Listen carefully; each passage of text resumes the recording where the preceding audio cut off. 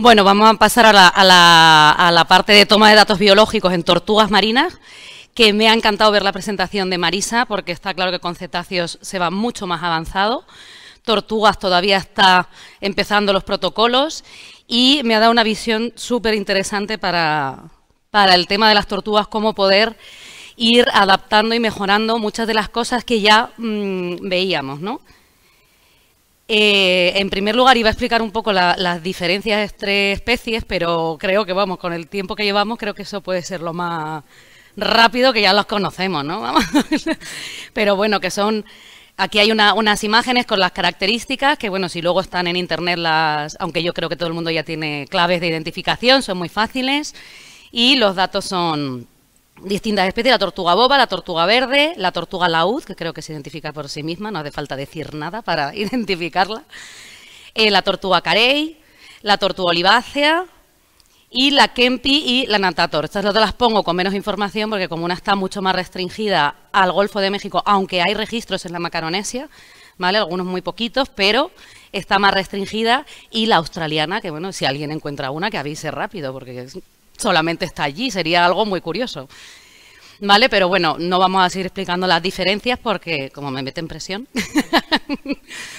Bueno, lo más importante, y creo que ha quedado muy claro también con la parte muy parecida a lo que estaba diciendo Marisa ahora, para poder recoger unos datos es importantísimo que haya una ficha, que haya un lugar en el que recojamos esos datos, que lo tengamos todos igual, y cuanto menos huecos haya para la libre expresión, mejor, porque si no, es tremendo. Cuando tú pones causa de ingreso, uy, pues apareció la pobre muy malita, todo escrito en un texto, a ver luego cómo lo clasificas, ¿no? Entonces, es muy importante que se intente clasificar lo máximo posible. Cuando tú estás empezando quizás una red de varamiento, como no tienes muchos casos o si no tienes mucha información, pues empiezas, digamos, un poco a ciegas, pero creo que ya se tienen muchos años y mucha información para poder establecer una serie de criterios que pueden ir modificándose con el tiempo, y que reuniones como esta, que permite unificar con otras regiones, incluso con otros grupos animales, te puede dar una visión para mejorar esa toma de datos. Pero, ¿qué partes tiene que haber clarísimas en una recogida de datos?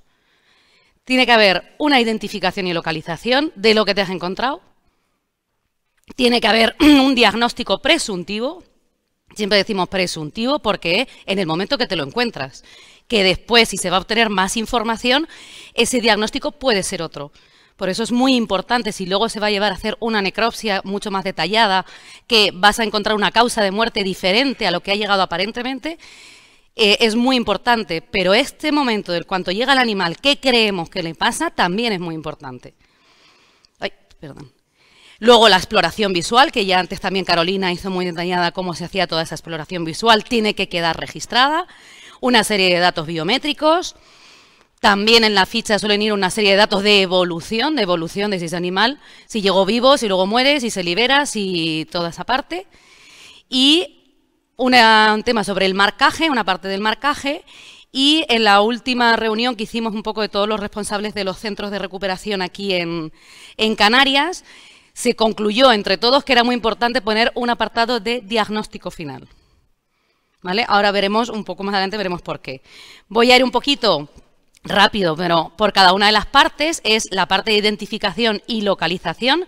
Es importantísimo saber qué ha llegado, qué estamos observando y dónde, cuándo, como decía Marisa, lo mismo. Primer momento, dónde lo hemos visto, qué ha ocurrido, qué ha pasado. También es muy importante la identificación, ¿vale? Porque cuando tienes pocos varamientos, bueno, pues puedes saber que este fue el varamiento de julio y este el de septiembre. Pero en cuanto empieza a haber más, es muy importante que haya una identificación. Cada red de varamiento, cada centro tendrá sus códigos, como si quiere poner E de enero y un número consecutivo, como quieran, pero tiene que quedar muy claro y muy identificado cada individuo con su numeración y con su identificación. No solamente la especie, desde luego, pero sí que una identificación para que luego esta identificación vaya asociada a unas muestras recogidas, a unos datos de una necropsia, a unos datos, y siempre tengamos esa identificación que nos lo une y nos lo conecta, lo liga con todo el resto de información que pueda haber sobre ese animal. Y muy importante también, lo que hemos visto es que se ponga el año.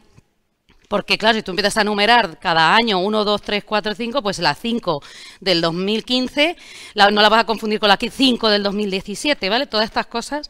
Y además ya te la sitúa temporalmente ese animal. Importantísimo recoger quién avisa, cuándo llaman, cuándo se va a recoger el animal. No siempre es instantáneo. No podemos estar en todos lados a la vez, ¿sabes? Entonces, siempre hay un proceso. Y es muy importante dónde se ha encontrado, si ese animal se ha encontrado, se ha observado, se ha localizado en el mar o varado, que es una información que a veces parece una tontería, pero no lo es. Es muy importante si ese animal varó ya por sí mismo o si lo encontró una embarcación en el mar. Si el animal está vivo o muerto, también es muy importante. Que quede recogido, aunque sea obvio luego en el resto de la ficha, es muy importante que haya ese punto bien recogido y claro desde el momento que llega el animal. Porque a veces tú ves que ese animal está muerto, se lleva a hacer una necropsia, pero tú no sabes si en el momento que llegó estaba vivo. ¿Vale? Hay veces que si tú en el momento ingreso vivo, si justo 5 minutos después muere, quizás lo clasifiques ya como un animal que ha llegado muerto. Y es muy importante que en el momento que ingresa quede claro. Y importantísimo también quién es la persona que encuentra ese animal y su número de teléfono, una forma de localizarlo. Porque van a surgir dudas, seguro. La mayoría de las veces siempre hay más preguntas que hacer a esa primera persona que ha encontrado el animal. Porque no siempre es un técnico súper bien preparado que tiene todos los conocimientos el que justo se encuentra un animal varado, ¿no? Sabemos que no es así. Sino que cualquier ciudadano es el que se lo encuentra, llama, avisa. Entonces, siempre hay que tener ese contacto. Y esta información, simplemente esta primera información, nos va a permitir conocer una distribución espacial, temporal, de los varamientos. Ya solo esto, vamos a ver cuántos varamientos ha habido cada año, si esto aumenta, si disminuye, en qué zonas. También, como decía Marisa, este indicativo de números de varamientos no lo podemos asociar a abundancia, porque también depende de las zonas. Por ejemplo, aquí en Canarias, con el tema de las tortugas, la mayor cantidad de varamientos están en Gran Canaria y Tenerife. Qué casualidad, ¿no? En las islas más pobladas. Quizás es que hay más gente que pueda localizar esos varamientos. E incluso la orografía. No es lo mismo las Islas del Hierro, La Gomera, que tienen una orografía toda de acantilados, rocas, que detectar un varamiento, y en el caso de un cetáceo igual se ve más, pero una tortuga, vamos, se queda escondida debajo de una roca, ¿vale? Entonces sí que no lo podemos relacionar con abundancia, pero que sí son datos interesantes que quizás en el tiempo pueden haber más varamientos en la zona norte, en las islas orientales, en las islas occidentales, ¿vale? Nos van a dar un indicativo de qué puede estar ocurriendo. Otro punto muy importante, y además nosotros le hemos dado mucha importancia desde hace mucho tiempo y con el tema del proyecto INDICI de mirar la basura marina, hemos querido resaltarlo todavía más, es este diagnóstico presuntivo. Hay una diversidad enorme de cómo clasifican y cómo se diagnostica, digamos, ese primer momento en el que llega un animal. Y lo que vemos es que muchas de las listas, digamos, de causas de varamiento, estos diagnósticos presuntivos, estaban muy basados en clínica. Es decir, llegan tantas tortugas al año, imaginaros, por traumatismo. ¿Vale? Es muy importante, los traumatismos, eso se recuperan, no hay un índice de mortalidad mayor, sí. Pero en estos tipos de proyectos estamos viendo que ahora mismo estos datos nos interesan para poder hacer planes de gestión, para poder desarrollar estrategias marinas. Y es muy diferente que llegue una tortuga con un traumatismo causado por un tiburón, que es depredación natural, a una tortuga que llega con un traumatismo con una colisión con un barco. No tiene nada que ver. Las dos son traumatismo, ¿vale? Y es importante, ¿vale?, cómo recuperarlo. Pero para planes de gestión, para poder llevar a cabo conservación, necesitamos diferenciar las que se producen por causas antropogénicas claras y que podemos intentar poner soluciones de las que no. Entonces, lo que hemos intentado es dar muchas vueltas a la cabeza para intentar clasificar esas causas de ingreso asociadas a las amenazas principales, para que a la larga podamos ver cuáles son los impactos principales que está teniendo este grupo animal. ¿Vale? Y hicimos esta tabla entre varios de los centros de recuperación, que esperemos ponerla en común con muchos más grupos para conseguir una homogenización en caracterizar estas amenazas. Y veis que está asociada pues todo lo que deriva de la pesca. La ingestión de anzuelo, que antes se ponía ingestión de anzuelo, ¿vale? Pero la amenaza es la pesca. Ha sido un palangrero que la ha capturado. Si queremos poner una solución, hay que ir al sector pesquero. La captura en red activa también. Unos pescadores te la traen porque echaron la red, la sacaron y estaba allí la tortuga. Estas son los diagnósticos presuntivos que encontramos al inicio que derivan de la pesca. Aquí tenemos ejemplos, el anzuelo ingerido, la tortuga dentro de una red. La siguiente sería la basura marina, que lo que vemos es que puede estar causada por enmayamientos o por ingestión. Si veis aquí esta tortuga, no sé si se ve bien por la luz. Esto es un nylon saliendo por la cloaca de la tortuga. ¿Vale? ¿Lo veis? ¿Se ve? Bueno, lo intuís. Así, mira. Esto todo es nylon que salía por la cloaca de la tortuga. Esta tortuga ha ingerido nylon. ¿Vale? Pues es basura marina porque además no tenía asociado un anzuelo, sino solamente nylon. Y en este caso hemos intentado también, que veremos más adelante, clasificar mejor toda esta interacción con la basura. ¿Vale? Para poder identificar cuáles son los puntos focales de esta basura para poder utilizarlo en gestión también. Vamos a estar un tú a tú.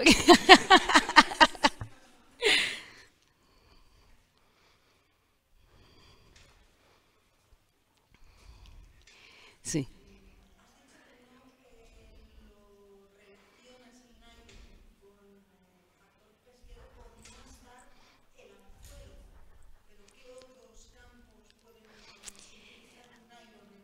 Aquí hemos tenido un debate muy grande con el tema de clasificar las causas derivadas de la pesca con la basura marina. ¿Vale? O sea, podría ser un anzuelo que hubiera atravesado y hubiera salido, y que está claro que el nylon proviene de la pesca, pero es una pesca, nosotros hemos clasificado la amenaza pesca como pesca activa, cuando el propio pescador está pescando y la captura. Y ya los desechos de la pesca los hemos considerado como basura, aunque los clasificamos y sabemos que vienen de la pesca, pero se han clasificado como basura. Y ahí tuvimos mucho dilema con todos además los socios del proyecto, se discutía mucho, pero es que esto, la red fantasma viene de la pesca. Sí, pero ya lleva en el mar como un desecho, porque además muchas veces las redes fantasmas se juntan con de todo tipo de objetos también, se van uniendo diferentes tipos de basura. Entonces, para poder clasificarlo, creemos que hay que meterlo como basura y dentro de la basura poder clasificar. Vale, otras causas, por ejemplo, serían los hidrocarburos, ¿vale? Que ya vimos ayer también casos, que esto sería una amenaza por sí sola. ¿Vale? Otras, las colisiones con embarcaciones o hélices, que la amenaza sería el tráfico marítimo, lo que puede causar el tráfico marítimo, que creo que causan las fracturas en el caparazón o en la cabeza, que vimos también casos ayer de Pascual. Otra causa la clasificamos como la interacción humana directa. La pesca también es interacción humana directa, pero la hemos querido clasificar independiente porque realmente es todo un gremio, un sector muy concreto. Y hemos hecho una amenaza que sería otro tipo de interacción humana directa, que sería el daño intencionado, un arponazo, un machetazo, intencionado. Otro punto súper importante que son las malas prácticas. Cuando una persona hace algo mal sin saberlo, ¿por qué pasa? ¿Cuántos casos hay de tortugas que llegan sanas a los centros de recuperación? Oye, la vi flotando, estaba fatal, tendía el cangrejo ese en el culo, no, y la tortuga está sana como una manzana. Muchísimas gracias, estupendo, fenomenal, pum, se libera. ¿Eso qué sería? Una mala práctica, no haría falta recoger ese animal, pero la persona lo desconoce. ¿Vale? Y es muy importante, y lo que decíamos también me gustó mucho, siempre con una sonrisa, con un tal, claro que sí, muchas gracias, es importantísimo. No le vas a decir, ¿pero qué has hecho? Salvaje, ¿cómo coges esta tortuga? No, ¿sabes? Micrófono. Con el tema de las malas prácticas, como hay tanta cosa, dar las gracias, por supuesto, pero informarle Educar. De que en realidad, cuando vuelva a pasar un caso de estos, sí, no hace falta capturar al animal. Primero, gracias, fenomenal, muchísimas gracias. Y luego, educación. Porque si tú de primera Le dices, ¿qué has hecho, salvaje? Se cierra en banda y dice, no tengo una tortuga en la vida, mira esta gente qué borde. Ya está, y estás perdiendo una persona que está ayudando.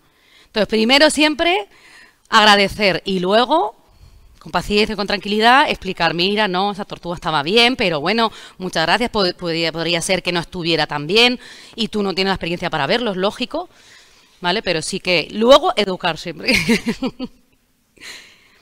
Vale, otras causas también, el ataque de tiburón, que es lo que he dicho, tiene que ser una causa diferente, es predación natural.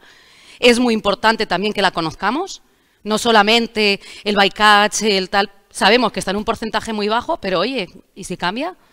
¿Y si de repente hay una abundancia de tiburones enorme y empiezan a depredar más tortugas? Pues oye, en el tiempo tenemos que verlo, no lo creo, pero ojalá.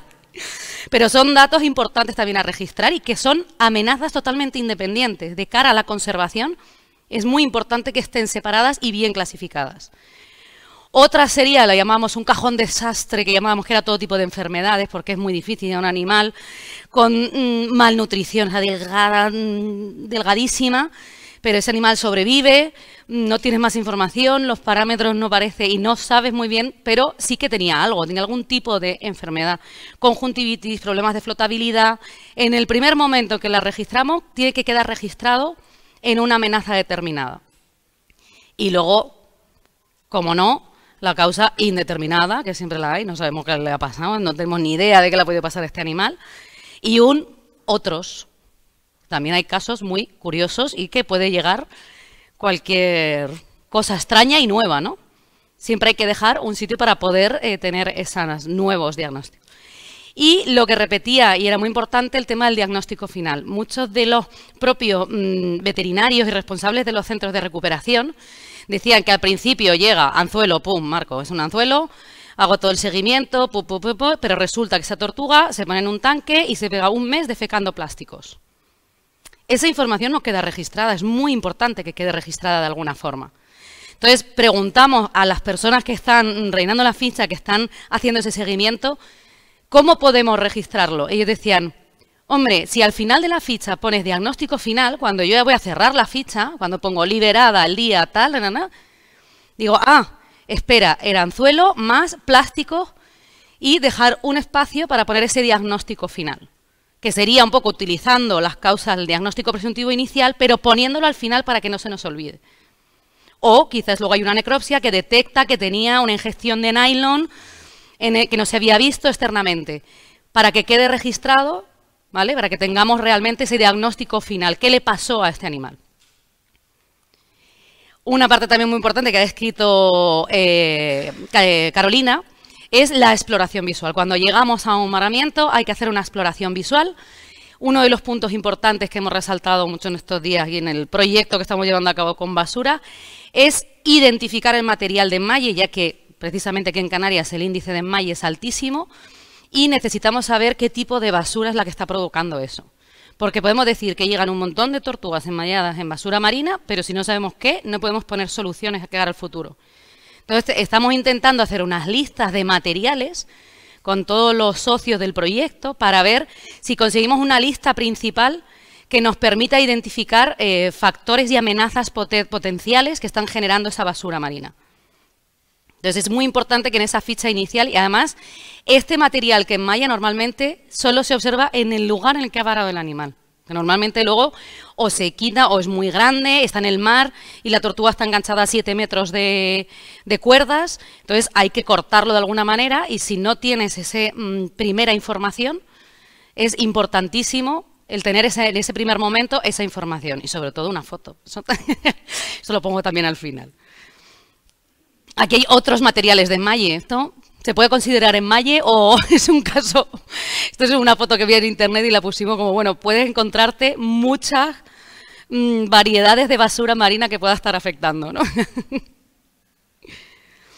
Vale, en la exploración visual también hemos querido y creemos que es importante que haya una clasificación, sobre todo que tengas unos parámetros de cómo anotar ese tipo de lesiones que puede tener el animal. No es lo mismo que no tenga ninguna lesión externa, aunque estuviera enredado en un grupo de cuerdas, pero que todavía lleva muy poco tiempo y no le han hecho ningún corte, a un animal que lleva enredado, que tiene cortes en el cuello, en las aletas, ha perdido una aleta, ¿Vale? Entonces tiene que quedar registrado de alguna manera si el animal está amputado, nada más llegar a verlo, tenía ya una amputación, tenía un corte.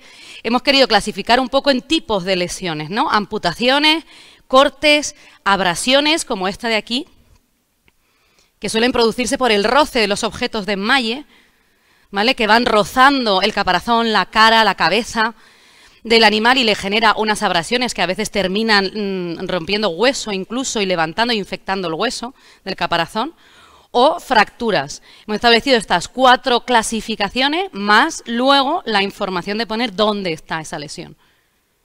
¿Vale? Importante para que quede cuanto mejor clasificado y también, igual que con los cetáceos, el esquemita y dibujar. Allí que salga todo nuestro arte, todo nuestro espíritu artístico allí. Pero es muy importante el dibujito. No sabes cuántas veces ha salvado de... Oye, esto no estaba apuntado. Y aquí porque pone que estaba el corte de esta aleta. O en el dibujo es mucho más fácil enseguida ver el animal y hacer colocarlo. ¿Vale? Y es muy importante. Y además del dibujo, la foto. La foto que ahora todos tenemos. Móviles que hacen fotos. Y vamos... Hacemos fotos del desayuno, no vamos a hacer una foto de un animal ahí que acaba de llegar varado, por favor. Otro tema muy importante que estamos también, está ahora como empezando a registrarse con las tortugas, es intentar conocer esa condición corporal. Porque sí, puedes ver que está más delgada o menos, pero no todo el mundo sabe diferenciar, no todo el mundo ha visto muchas tortugas para poder diferenciar cuál está más o menos delgada. Entonces, ahora mismo se está utilizando un parámetro que es el estado del plastrón. Si el plastrón está hacia afuera, que es el convexo, normalmente la tortuga está sana. Si tuvies una tortuga sana que se captura en el mar, tiene el plastrón que se le va a reventar normalmente. ¿Sabes? Como está muy hacia afuera. Luego, puede estar plano también, ¿vale? Que es un animal en condición óptima, media, digamos, o hacia adentro. Normalmente el animal que está muy delgado, que lleva mucho tiempo sin comer, el caparazón está un poco metido hacia adentro. Esto funciona principalmente con juveniles. ¿Por qué? Porque con adultos puede que no funcione. ¿A quién se le ocurre? Nuria no vale que se lo sabe ya. En la fase reproductora, los machos, para poder acoplarse a las hembras sobre el caparazón, reblandecen el plastrón y se queda un poco metido hacia adentro. ¿Vale? Para poder encajar sobre las hembras. Entonces, claro, esto nos puede dar lugar a confusión. Igual el macho está estupendo y está preparadísimo para tener unas noches locas, pero... ¿Vale? Entonces, sobre todo con juveniles y sobre todo en la Macaronesia, casi todos estamos trabajando con juveniles, menos Cabo Verde, que es el que se puede encontrar más casos de adultos, pero la mayoría de los otros archipiélagos, sobre todo, es con juveniles. Este parámetro, hay artículos que han relacionado este parámetro con el índice de condición corporal, el Body Condition Index, que es la relación entre el peso y la longitud al cubo de la tortuga, y se ha visto que hay una relación directa. Eso después, si medimos al animal, lo vamos a poder calcular. Pero es muy bueno tener esta primera visión, que es muy fácil, es un dato fácil de conseguir en un momento puntual y que si por lo que fuera luego no puedes medir el animal, por lo menos te queda registrado si estaba fatal, hecho polvo o si estaba estupendo. Aunque sea un parámetro. Por lo menos cuando llegó tenía este aspecto. Luego tenemos los datos biométricos, también con las tortugas, que se mide el largo y curvo del caparazón, principalmente las tortugas, se mide su tamaño por el tamaño de su caparazón, se mide tanto con cinta métrica para tener las medidas curvas como con calibre o, ¿cómo se llama? Forcípula, que se llama, que es un nombre horroroso, pero que es para medir tomar las medidas rectas, y tenemos esto tanto el largo como el ancho. ¿Qué pasa? Hay un punto muy importante, es que con el largo hay 3 tipos de medidas diferentes, que la variación es muy pequeña, pero grupos diferentes están tomando medidas diferentes y hay veces ni siquiera saben qué medidas están tomando. Entonces, es importante que lo tengamos en cuenta, sobre todo entre distintos grupos, y que nos pongamos de acuerdo. ¿Cuál es la medida? Y que si estamos aquí digamos, oye, ¿por qué no tomamos todos la misma? ¿Vale? Las diferencias no son muy grandes, podrían compararse, pero hay veces que para hacer trabajo científico o tal, no vas a poder comparar una mínima con una máxima. Si veis aquí son mínima, estándar y máxima. Antiguamente, sobre todo, estaban la mínima y la máxima. ¿Veis las líneas como marcan en el caparazón las distintas longitudes? Aquí tenemos los puntos en los que se toma, que luego en la práctica, en la sala de necropsias podremos hacerlas y verlas. Veis aquí que son, sobre todo, distintos puntos en la parte superior, en la zona nucal de la tortuga, y en la parte posterior. Actualmente, muchos de los grupos están utilizando la medida estándar. ¿Por qué? Porque en juveniles, sobre todo, sabéis que las tortugas tienen las quillas en el caparazón. Unas tortugas tienen las quillas más apuntadas y otras menos. Depende de muchos factores y tomar la medida sobre las quillas nos puede estar alterando realmente la longitud de ese caparazón. Entonces, la estándar varía un poco desde el centro del caparazón y elimina ese efecto de las quillas. Micrófono. Con los de los cetáceos. Aquí podemos tirar las medidas curvas y rectas. Sí. En los cetáceos, no, solo es que no hay calibre para... Ahora, en tortuga, como son más pequeñas, puede ser más fácil tomar las medidas rectas. Sí. Pero en los cetáceos ya no sé, tal vez sería más fácil las curvas porque son muy grandes y tal. ¿No? Si estamos hablando de un animal de un tamaño considerable que no puede manejarlo una persona, entre dos personas se puede hacer perfectamente desde donde acaba el rostro, haces una línea recta hacia afuera, donde acaba la escotadura caudal, haces una línea recta hacia afuera, en un ángulo recto y ya mides, eso es, y mides esa distancia. Cuanto más cerca de los puntos de medida, mucho mejor. No te vayas más porque aumenta el error. Te vas cerquita, pero haces perfectamente las líneas desde los puntos de medida. Claro, tú no puedes poner el metro en el rostro, tienes que alejarlo para poder hacer... Buena técnica. Hacer líneas en la playa. Estaba pensando en el propio animal. Claro. Así es más fácil. Aprendí algo nuevo. En las tortugas, la medida curva, lo que ocurre es que también está captando la redondez, digamos, del animal. La forma, no todas las tortugas tienen la misma forma. Entonces, esa curvatura que tiene el animal también la está captando con la cinta métrica. Entonces, más correcto, la longitud sería con el recto. ¿Vale? Con la medida recta.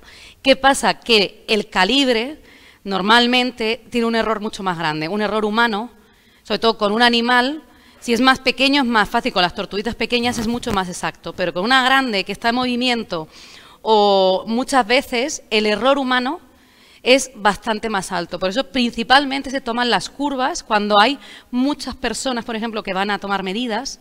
Es, digamos, un poco más fiable la curva, aunque esté captando un poco, digamos, la forma del animal. Porque la recta, eso, llevar el calibre y a veces aprietas un poco más y estás cogiendo menos de lo que debe, es un poco más inexacta, digamos, a no ser que lo haga siempre una persona con mucha experiencia y perfectamente realizada. Por ejemplo, eso en las playas de nidificación con el calibre, era dificilísimo que fueran correctas bien las medidas. Aquí en centros de recuperación podrían ser más exactas. Y después hay ecuaciones o formas de conversión, ¿no? Pero no es muy viable. Sí, necesitas muchos datos, necesitas tener muchos datos de curvas y rectas para poder hacer estas rectas de regresión y poder extrapolar valores. ¿Vale? Por ejemplo, en Cabo Verde se tienen muchísimos datos de rectas y curvas y ya tienes una recta de regresión que te permitiría extrapolar, cuando tienes un volumen de datos muy grande. Entonces también depende del número de animales. Igual durante un tiempo puedes tomar 5 medidas si quieres, diferentes, para poder tener esas proporciones y luego ya decidir cuál es la más cómoda logísticamente o la más fiable, ¿no? Okay. Vale. Pero bueno, sería importante e interesante que yo he visto que, por ejemplo, aquí en Canarias varias islas en tortugas toman la máxima y varias toman la mínima. Entonces, cuando ahora estamos yendo por las islas a intentar homogeneizar este protocolo, lo que hemos propuesto es que todos tomen la suya más la estándar. ¿Por qué? Porque ya tienen la costumbre cada uno y cambiarlas cuesta, pero si añaden la estándar, todos estamos midiendo la estándar. ¿Vale? Entonces creemos que es una forma más fácil que, venga, todos ahora cambiamos a a esta. Y es verdad que actualmente en otros grupos de investigación en el mundo cada vez se está utilizando más la estándar. Entonces, creo que es interesante que se pueda empezar a tomar esa medida. Otros datos biométricos que normalmente en los protocolos no se toman, o en la mayoría de los centros no todos, unos sí y otros no, son los datos de la biometría de la cola, que también, con respecto a esto, en individuos adultos podemos ver la diferencia entre un macho y una hembra, y es importante en la exploración externa mirarlo. En ejemplares adultos, el macho, la cola sobresale sobradamente del caparazón y en las hembras no. Pero en juveniles también podemos tomar estos datos, porque quizás sean juveniles ya llegando a subadultos, ya empieza a haber alguna pequeña diferencia, y siempre es importante pues tener también esa información.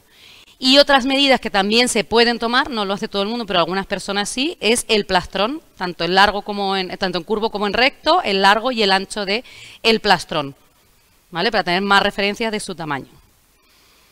Otro tema es el marcaje, que siempre que llega un animal hay que revisarlo externamente para revisar si tiene pit, pasarle el pit por todos lados, vamos, hasta por la cloaca si hace falta, para ver si tiene algún tipo de marca, o revisar si tiene anillas. Y si no las tuviera, marcar el animal antes de que se vaya a poner en libertad, si está vivo, claro. Si está muerto no hace falta que lo marquemos, ¿no? Y también aquí hay discrepancias. Mucha gente durante muchos años ha estado marcando en las aletas, en el músculo de la aleta. En otros sitios han empezado a marcar en el hombro y en otros en el cuello. Hay diferentes opiniones. ¿Qué ocurre? Que, por ejemplo, en centros de recuperación y en redes de varamiento hay muchas tortugas que pierden las aletas. Si marcamos en la aleta, vamos a perder la identificación de ese animal. Incluso si ponemos anillas o ponemos el microchip. Entonces, estamos hablando, y muchos de los responsables de las redes de varamiento, de centros de recuperación, están poniéndose de acuerdo para marcar en el cuello, porque nos permite tener, porque si pierde el cuello, ya ahí, vamos, no da igual que pierda la marca, ¿sabes qué? Pero es importante que si no, se están perdiendo muchos animales marcados, porque al perder la aleta estamos perdiendo su identificación. Entonces estamos intentando, que sería, a ver, esta de aquí es el marcaje en el cuello, justo encima de la cuello, bueno, más cercano a la aleta, pero marcarlo ahí allí para que si hay pérdida de aleta podamos seguir teniéndolo identificado. Y luego hay otra serie de muestras que en el caso de tortugas marinas se han hecho en momentos puntuales para estudios concretos. El protocolo no está estipulando, que de verdad que me parece muy interesante que haya bancos de muestras, porque es verdad que luego quieres estudiar algo y si no hay bancos de muestras pues tienes que empezar de cero, y si los hubiera quizás se puede ver las tendencias temporales, y me parece un tema súper interesante. Pero en este caso, por lo menos lo que conocemos nosotros, casi todos los sitios ha habido muestreos puntuales cuando ha habido un estudio, un proyecto científico, en general, en muchos de los grupos. Pero como ahora se está trabajando en los protocolos, en homogeneizar también con las tortugas y ponernos de acuerdo, sí que sería muy interesante mirar si hacer esos bancos de muestras y empezar a tener de determinados temas que son muy interesantes, el poder ir tomando esas muestras. Por ejemplo, aquí tenemos que muestras de sangre nos pueden servir para análisis bioquímicos, hormonales, toxicológicos, para genética, ¿vale? Una simple muestra de sangre nos puede servir para muchas cosas. Y también se han tomado estudios de isótopos estables, en nuestro caso sobre todo en el caparazón, porque nos da información a lo largo de los años, las capas del caparazón. Podemos ver a lo largo de varios años su dieta. Y la importancia de las fotos, ya es lo último. ¿Qué es mejor? Mirar un lado y el otro. Una persona que llama y dice, buenos días, estoy en la playa de Melenara, me he encontrado una tortuga enredada, ¿puede venir a recogerla? Esa es la información que tenemos. O que te manden esa foto. Vamos, es que ya puedes empezar a rellenar la ficha con la foto. ¿Se ve? Se ve fatal, ¿verdad? Bueno, es una tortuga enredada en todo un amasijo de red, cuerdas, hay rafia, ¿vale? Ya solo con esa foto puedo empezar a rellenar la ficha. Además, es una tortuga verde. Ves la especie, ves, incluso en algunos casos, ver si está viva o está muerta. ¿Qué lo está enredando? ¿Vale? Solo esta foto, lo pone arriba, una imagen vale más que 1000 palabras. Porque te pueden contar, mira que estaba yo paseando por la playa y hacía un día estupendo, mira, había salido un sol rico, y iba caminando. Vale, pero no te da ninguna información. Y solo la imagen, y ahora también con el tema del proyecto de basuras marinas y que queremos que se hagan fotos para identificar el material de enmalle, hemos hablado con el programa la red Promar, que precisamente es una aplicación para móvil para registrar fotografías. Si en cada varamiento se registra esa foto, la persona que la ha encontrado, mándame la foto, yo la registro, en la red Promar nos queda fecha, lugar y esa foto. Es una información valiosísima. Y si con todos los varamientos los registramos solo eso, ya tenemos una información impresionante. Y es muy importante, y la red Promar del Gobierno de Canarias nos ha dicho que están muy abiertos a que las redes de varamientos, todas las islas, los técnicos que son los que van a asistir al varamiento, queden registrados como técnicos específicos de las redes de varamiento para que ellos puedan meter ese dato en la red Promar, pero ese dato, digamos, oficial, ¿no? Luego, si quieren meter otro dato como usuarios personales independientes, pero que puedan meter esos datos como parte de la red de varamientos y que haya un registro de todos esos varamientos. No solo con tortugas, cetáceos, aves. Sería perfecto que los operarios, que son los que van a asistir al varamiento, hagan esas fotos y queden registradas. Ya está. Micrófono.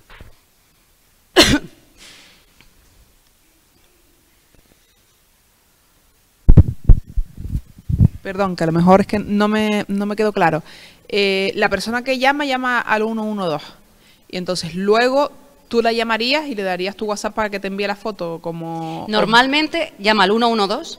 El 112 avisa al centro de recuperación, cabildo, red de varamiento establecida en cada sitio, porque cada sitio tiene su forma, y se suele mandar a un operario, a las personas que son los que van a atender el varamiento. Y ese operario sería quien enviaría. Claro, ese tiene que contactar con la persona, encontrarse con la persona normalmente. Hay veces que no, hay veces que la persona lo deja en la policía, pero siempre hay que buscar ese número, ese contacto, el número de teléfono de la persona que la encontró. ¿Vale? Si tú no te encuentras directamente con la persona que la encontró, sí que tener el contacto de quien llamó para llamarle, oye, mira, ¿hiciste una foto en cuando lo encontraste? Que seguro que sí. Y esta herramienta online de la que estabas hablando tú, que podían subir las fotos, sí, no es una herramienta que puede entrar cualquier ciudadano y podría subir la podría poner el ciudadano también.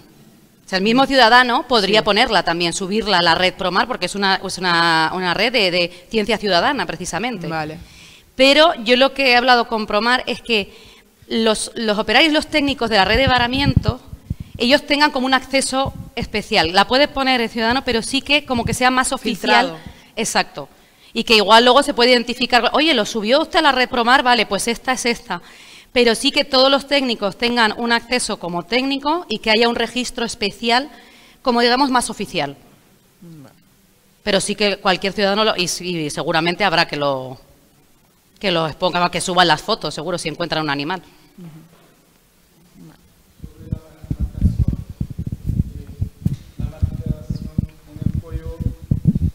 Es una región muy sensible, no puede causar hemorragia. Yo al principio también lo pensaba, me daba un poquito de cosa, pero hay muchos grupos que están marcando en el cuello y parece ser, porque además suele coger un pellejo, un trozo de la piel, se separa bastante y en principio no hay ningún contacto con venas, arterias, nervios, se separa un poquito. La técnica es separar un poquito la piel e insertar. Okay. Y se inserta abajo.